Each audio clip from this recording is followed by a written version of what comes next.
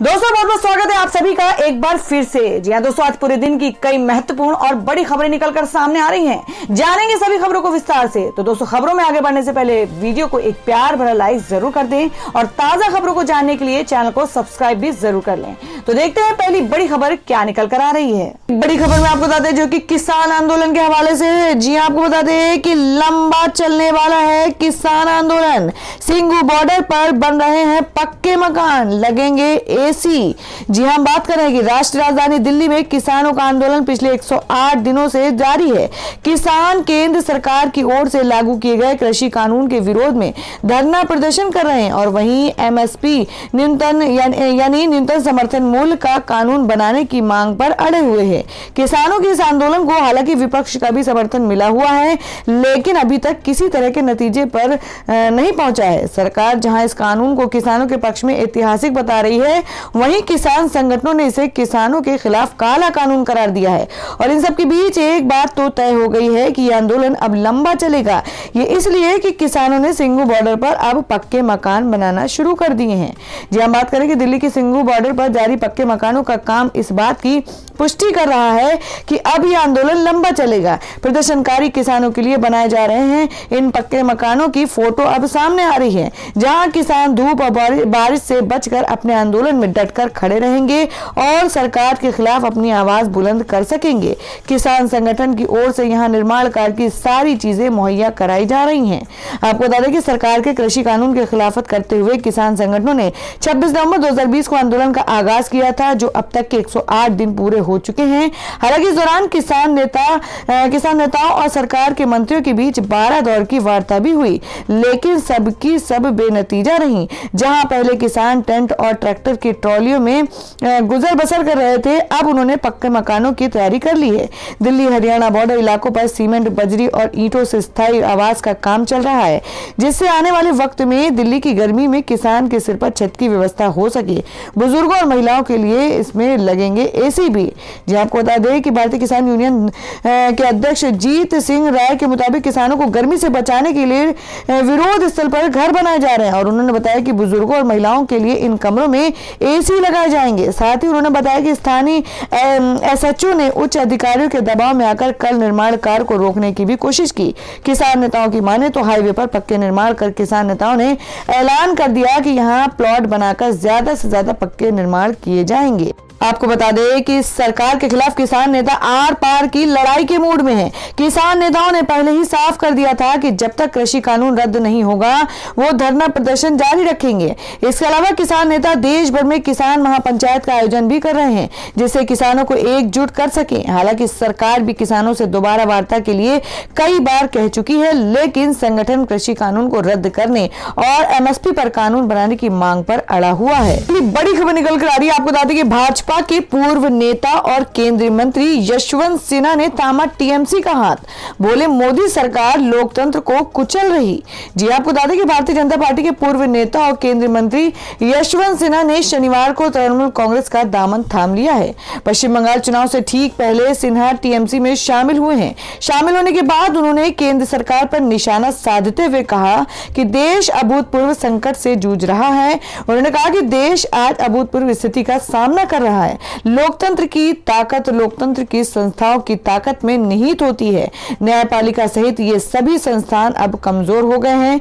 मोदी सरकार पर हमला बोलते हुए पूर्व केंद्रीय वित्त मंत्री यशवंत सिन्हा ने कहा कि अटल जी के समय में भाजपा सर्वसम्मति में विश्वास करती थी, लेकिन आज की सरकार कुचलने और जीतने में विश्वास करती है। शिरोमणि अकाली दल बीजेडी ने भाजपा का साथ छोड़ दिया है। आज बीजेपी के साथ कौन खड़ा है? टीएमसी में शामिल होने को लेकर सिन्हा ने कहा है कि नंदीग्राम में बीते दिनों पश्चिम बंगाल की मुख्यमंत्री ममता बनर्जी पर हुए हमले के बाद उन्होंने ये तय किया कि वो टीएमसी में शामिल होकर ममता का समर्थन करेंगे। शिवरात्रि से एक दिन पहले 10 मार्च को ममता बनर्जी ने आरोप लगाया था कि 4-5 लोगों ने नंदीग्राम में उन पर हमला किया। कुछ लोगों के द्वारा किए गए धक्का मुक्की में उनकी पैर में गंभीर चोट आई, जिसके बाद उन्होंने कोलकाता के एक अस्पताल में भर्ती करवाया गया और अब उन्हें अस्पताल से छुट्टी दे दी गई है। ममता बनर्जी को व्हीलचेयर का इस्तेमाल करने की सलाह दी गई है। उनके पैर में प्लास्टर भी किए गए हैं। हालांकि चुनाव आयोग के पास जो बंगाल सरकार की तरफ से शिकायत दर्ज की गई है उसमें 4-5 लोगों का जिक्र नहीं किया गया है। घटना के बाद से ही विपक्ष मोदी सरकार और भाजपा पर हमलावर है। वहीं कांग्रेस और बीजेपी दोनों ने सुर एक है और दोनों ने घटना के बाद इसे ममता का षड्यंत्र बताया था। और दोस्तों मैं अगली खबर बता दें कि टीएमसी में शामिल होने के बाद यशवंत सिन्हा पर बीजेपी का बड़ा हमला। धर्मेंद्र प्रधान ने बताया मौका प्रस्त। जी आपको बता दें कि पश्चिम बंगाल में विधानसभा चुनाव के लिए मतदान में अब कुछ ही दिन का समय शेष है और इस बीच कई नेताओं द्वारा पार्टी बदलने का सिलसिला भी जारी है।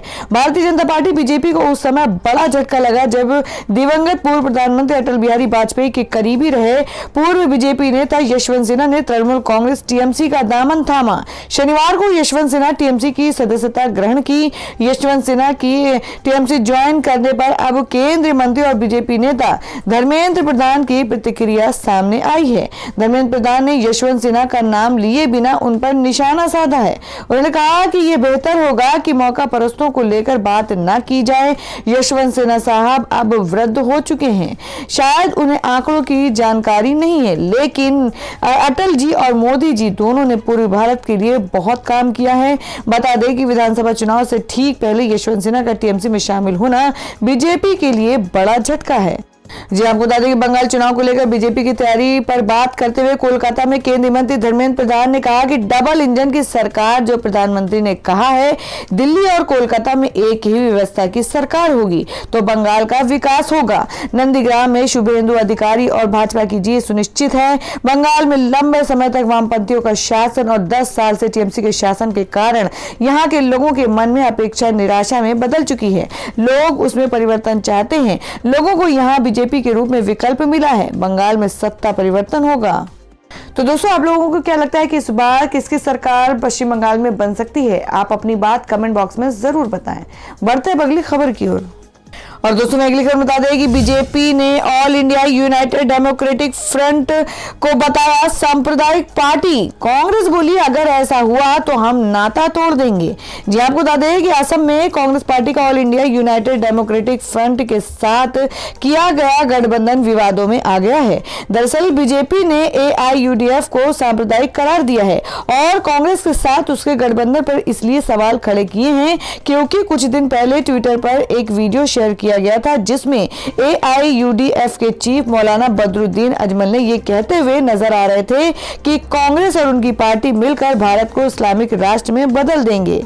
हालांकि असम की पुलिस ने इस वीडियो को छेड़छाड़ वीडियो करार दिया था और बाद में उन ट्विटर अकाउंट्स को भी बैन कर दिया था जिनसे ये वीडियो शेयर किया गया था। आपको बता दें कि इस मामले में एआईयूडीएफ ने कहा है कि हम बीजेपी की तरह जहर नहीं उगलते हैं, बल्कि हम हमेशा अपने समुदाय को जो कमजोर और पिछड़ा है उन्हें आगे बढ़ाने की वकालत करते हैं, लेकिन इस काम में हम कभी हिंदू समुदाय का अपमान नहीं करते और न ही उनके धार्मिक स्थलों को नुकसान पहुंचाते हैं। तो दोस्तों खबरों में आगे बढ़ने से पहले जान लेते हैं आज के माइंड क्विज के सवाल को। आज का सवाल है आपको बताना है कि गोवा की राजधानी कहाँ है। इसका जवाब आपको वीडियो के नीचे कमेंट बॉक्स में देना है और सही जवाब देने वाले को रैंडमली सिलेक्ट किया जाएगा और वो जीत सकते हैं एक बम्पर पुरस्कार। तो बढ़ते हैं अगली खबर की ओर। और दोस्तों मैं अगली बड़ी खबर बता दें कि दिल्ली सरकार ने शुरू किया आजादी के 75 साल पूरे होने का जश्न। 500 जगहों पर फहराया जाएगा झंडा। जी हम बात कर रहे हैं कि 15 अगस्त 2022 यानी कि अगले साल भारत की आजादी के 75 वर्ष पूरे करेगा, लेकिन इस खास मौके का जश्न अभी से शुरू हो गया है। दरअसल दिल्ली सरकार ने शुक्रवार कनॉट प्लेस में दिल्ली सेलिब्रेट्स फ्रीडम 75 कार्यक्रम की शुरुआत की और इस दौरान मुख्यमंत्री ने मंच पर तिरंगा लहराया। सीएम ने कहा कि हम सभी देशवासी आज आजादी के 75वें साल में अधूरे सपनों को जल्द पूरा करने का संकल्प लेते हैं और हम भारत को पूरी दुनिया में नंबर 1 देश बनाएंगे। मुख्यमंत्री ने कहा कि इस कार्यक्रम के तहत शहीद आजम भगत सिंह और बाबा साहब अंबेडकर के संघर्षों और उनके संदेशों को घर घर पहुंचाया जाएगा। मुख्यमंत्री ने कहा कि देश के अंदर सभी धर्मों के जातियों के बीच प्यार और मोहब्बत होनी चाहिए। उन्होंने कहा कि पिछले 75 साल में देश ने ढेरों उपलब्धियां हासिल की। कई सपने पूरे हुए। ये समय उन सभी उपलब्धियों को याद करने का है। मुख्यमंत्री ने कहा कि दिल्ली सरकार ने आजादी के 75 साल का जश्न मनाने के लिए बहुत व्यापक और भव्य प्लान बनाए हैं। ये देश में पहली बार होगा कि हमारे देश के स्कूलों के अंदर देशभक्ति की विशेष कक्षाएं लगाई जाएंगी। हम अपने बच्चों को विज्ञान, गणित और बायोलॉजी पढ़ाते हैं, लेकिन स्कूल के अंदर अपने देश के प्यार करना नहीं पढ़ाते हैं। अब अलग से एक पाठ्यक्रम बनाया जाएगा जिसमें स्कूल में प्रतिदिन 1 घंटा बच्चों के अंदर कूट कूट कर देशभक्ति भरी जाएगी। इसके अलावा राजधानी में 500 अलग अलग जगहों पर तिरंगा झंडे लहराए जाएंगे। और दोस्तों अगली खबर बता दें कि गौतम अडानी की संपत्ति में बढ़ोतरी पर राहुल गांधी ने उठाए सवाल। लोगों से पूछा, आपकी संपत्ति कितनी बढ़ी? जी आपको बता दें कि कांग्रेस सांसद राहुल गांधी ने कोरोना से प्रभावित साल 2020 में कारोबारी गौतम अडानी की दौलत में तेजी से बढ़ोतरी को लेकर सवाल उठाए हैं। राहुल ने एक खबर ट्विटर में शेयर की है जिसमें बताया गया है कि अडानी ने कमाई के मामले में 2020 में दुनिया के सबसे अमीर लोगों को भी पीछे छोड़ दिया है। इस पर राहुल ने देश के आम लोगों से सवाल किया है कि आपकी कमाई इस दौरान कितनी बढ़ी है। राहुल गांधी ने ट्वीट करते हुए लिखा कि आपकी संपत्ति में 2020 में कितनी वृद्धि हुई? 0। आपको तो रोज की जरूरतों को पूरा करने के लिए भी मुश्किलों का सामना करना पड़ रहा है और वो यानी अडानी 12 लाख करोड़ रुपए कमा रहे हैं। उनकी संपत्ति में 50% का इजाफा हो रहा है। क्या आप मुझे बता सकते हैं ऐसा क्यों और कैसे हो रहा है? जी आपको बता दें वहीं नरेंद्र मोदी सरकार पर राहुल गांधी ने निशाना साधा। राहुल गांधी ने अपने ट्वीट में केंद्र सरकार या पीएम नरेंद्र मोदी का नाम नहीं लिए बिना हालांकि कहा कि उनके ट्वीट से साफ है कि इनका इशारा प्रधानमंत्री की ओर ही है। राहुल गांधी मौजूदा प्रधानमंत्री और केंद्र सरकार के लिए लगातार ये कहते रहते हैं कि ये सरकार आम लोगों की बजाय बड़े कारोबारियों के फायदा पहुंचाती रही है। राहुल गांधी ने लगातार नाम लेकर गौतम अडानी और पीएम नरेंद्र मोदी के रिश्ते पर सवाल किए हैं। देश की कई सार्वजनिक संपत्तियों को अडानी ग्रुप के हाथों में दिए जाने को लेकर भी राहुल गांधी सवाल करते रहे। गौतम अडानी ने बता दें कि 2020 में तोड़ दिए थे कमाई के रिकॉर्ड। ब्लूमबर्ग बिलियनियर्स इंडेक्स ने हाल ही में एक रिपोर्ट जारी की है और इस रिपोर्ट में कहा गया है कि 2020 में अडानी इस साल सबसे ज्यादा कमाई करने वाले कारोबारी हैं। उन्होंने अमेजॉन के सीईओ जेफ बेजोस और टेस्ला के सीईओ एलन मस्क को भी पीछे छोड़ दिया है। गौतम अडानी की कुल संपत्ति 2021 में 16.2 अरब डॉलर से बढ़कर 50 अरब डॉलर हो गई है और वो दुनिया के 26वें सबसे अमीर व्यक्ति बन गए हैं। अडानी की कमाई को लेकर इसलिए भी सवाल हो रहे हैं क्योंकि 2020 में भारत की अर्थव्यवस्था को बहुत ज्यादा नुकसान हुआ है। और दोस्तों अगली खबर में आपको बता दें कि मोदी सरकार में मंत्री रामदास अठावले ने बंगाल चुनाव से पहले लगाया नया नारा, कहा गो दीदी गो। जी आपको बता दें कि नरेंद्र मोदी सरकार में सामाजिक न्याय एवं अधिकारिता राज्य मंत्री रामदास अठावले ने बंगाल चुनाव को लेकर नया स्लोगन दिया है। अठावले ने कहा कि बंगाल में चुनाव के बाद ममता दीदी सत्ता से हट जाएंगी। अठावले ने इस दौरान गो कोरोना गो की तर्ज पर गो दीदी गो के नारे भी लगाए। वहीं अठावले ने कहा कि आरपीआई 15-20 सीटों पर चुनाव लड़ेगी। मीडिया से बातचीत करते हुए आरपीआई पार्टी के अध्यक्ष रामदास अठावले ने कहा कि बंगाल में हमारी पार्टी 15 से 20 सीटों पर चुनाव लड़ने का प्लान कर रही है। इसके बाद बाकी के बचे सीटों पर हम बीजेपी को समर्थन देंगे। केंद्रीय मंत्री ने इस दौरान गो दीदी गो के भी नारे लगाए। अठावले ने आगे कहा कि इस बार पश्चिम बंगाल में बीजेपी की सरकार बनेगी और ममता दीदी की सरकार जाएगी। केंद्रीय मंत्री ने इस दौरान दावा करते हुए कहा कि बंगाल के लोग अब परिवर्तन चाह रहे हैं और इस बार ये परिवर्तन होगा। उन्होंने कहा कि आरपीआई इस परिवर्तन में बीजेपी के साथ है। तो दोस्तों खबरों में आगे बढ़ने से पहले एक बार फिर से आपको याद दिला दें कि अगर आपने अभी तक हमारी वीडियो को लाइक नहीं किया तो जल्दी से वीडियो को लाइक कर दें, क्योंकि आपका एक लाइक हमारे लिए बहुत ही महत्वपूर्ण होता है। और अगर आप हमारे चैनल पर नए हैं तो चैनल को जरूर सब्सक्राइब कर लें और बेल के बटन को भी जरूर हिट कर दें। और हमारी पूरी न्यूज को जानने के लिए वीडियो को लास्ट तक जरूर देखें। बढ़ते अगली खबर की ओर। और दोस्तों अगली बड़ी खबर बता दें कि बंगाल पहुंचकर बोले राकेश टिकैत, कहा मत दो भाजपा को वोट, इसने पूरा देश लूट लिया, व्यापारियों की पार्टी है। जी आपको बता दें कि आंदोलन का यानी किसान आंदोलन का चेहरा बन चुके राकेश टिकैत अब देश भर में जाकर किसान महापंचायत कर रहे हैं। पश्चिम बंगाल में चुनावी बिगुल बजने के बाद किसान नेता भी वहां पहुंचकर लोगों से भाजपा को वोट न देने की अपील कर रहे हैं। बंगाल पहुंचे किसान नेता राकेश टिकैत ने लोगों से कहा कि भाजपा को वोट मत दो, इन्होंने पूरा देश लूट लिया है। साथ ही राकेश टिकैत ने कहा कि भाजपा व्यापारियों की पार्टी है। नंदीग्राम पहुंचने से पहले मीडिया से बातचीत करते हुए किसान नेता राकेश टिकैत ने कहा कि फसल एमएसपी पर नहीं खरीदी जा रही है, इस सरकार ने किसानों को लूट लिया है। इसके अलावा नंदीग्राम में ममता बनर्जी के ऊपर हुए हमले को लेकर उन्होंने कहा कि उनके साथ गलत हुआ है, ममता बनर्जी के ऊपर इस तरह का हमला नहीं होना चाहिए। साथ ही उन्होंने कहा कि हम लोगों से भाजपा को वोट नहीं देने की अपील करेंगे, इन्होंने पूरे देश को लूट लिया है, ये व्यापारियों की पार्टी है।